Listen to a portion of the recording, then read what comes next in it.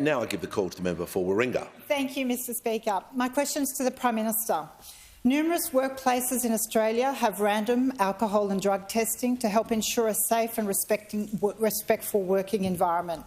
Will you commit to legislating for random alcohol and drug testing of MPs, senators and staff in the federal parliament due to the apparent ongoing issues with too much alcohol consumption? Give the call to order. No one will interject before the Prime Minister speaks. I give the call to the Prime Minister. I thank the member for Warringah for her question, and I recognise that it comes from a place of genuine concern. And there have been, of course, issues from time to time in the parliament. But one of the things about our jobs is we're accountable. Every 3 years, at least, we go to the Australian people and we're accountable for what we say and what we do and how we act. And that is a democratic process that is appropriate. I would have thought that we are all responsible adults and we should act appropriately out of respect for the people who vote to put us here. It is a great privilege to be a Member of Parliament, and many people try, not as many succeed.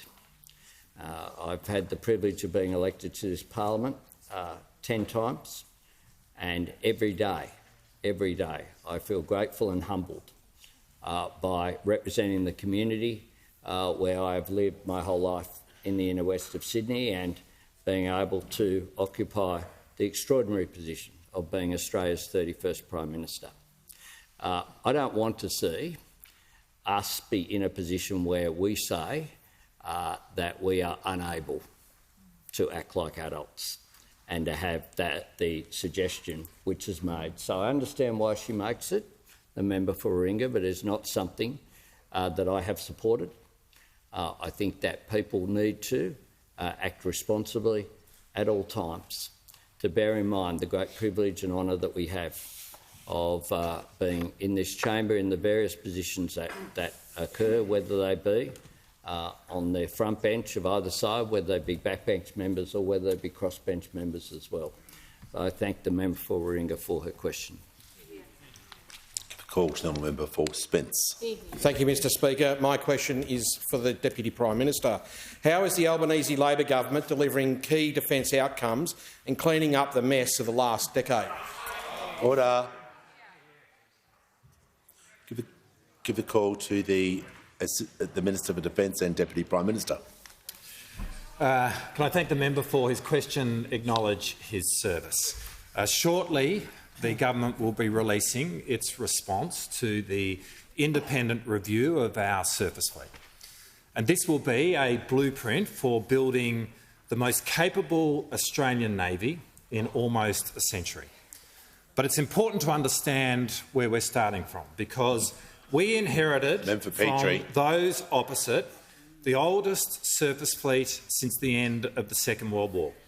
Now, we will fix that, but it will require money and resources. Now, we've heard a lot of noise from those opposite when it comes to defence spending, but they do have a record which is plain to see. If we're to take them at face value, one point they're making is that where they left the defence spend was inadequate. In last year's budget, we increased defence spending by $30 billion of real money over the course of the decade, taking the projected defence spend from 2.1 to 2.3% of GDP. Now, when the Shadow Minister for Defence and the Shadow Treasurer have been repeatedly asked whether they will match our increases, they have consistently said they can't commit. The policy of those opposite is stuck in 2022. But what's worse is that the Defence Strategic Review revealed that in the last 5 years of their government, they effectively cut $20 billion from defence, secretly ripping billions of dollars. The Deputy Prime Minister will pause. Remember, Herbert was on a warning. He's tried his luck too many times this week. He'll leave the chamber under 94A. If you're on a warning, here's the tip. I'll be looking at you to see if you continue to interject. The Minister for Defence and Deputy Prime Minister will be heard in silence. Secretly stripping billions of dollars out of defence through a strategic reserve adjustment. When you take it all back, they cut defence spending, we're increasing it. And the empty hypocrisy of what they say has also been revealed with the Red Sea. For the last few months, they've been saying that if ever asked, they would send a ship to the Red Sea. But when it turns out when they were asked, when the Leader of the Opposition was in charge, they said no. And his excuse is that he didn't know a request had been made. He's asking the Australian people not to blame him. He was just asleep at the wheel. Well, at least over the last 2 weeks on the ABC, the Shadow Minister for Defence has revealed himself as a man of the future. I mean, here we were thinking we needed to be investing in AI and quantum, and all the while the Shadow Minister for Defence is preparing to overwhelm our adversaries with overhead projectors and a slider. They were hands down the worst defence government in our nation's history. The Albanese government is willing to stand up to lead and to make the difficult decisions to keep Australians safe.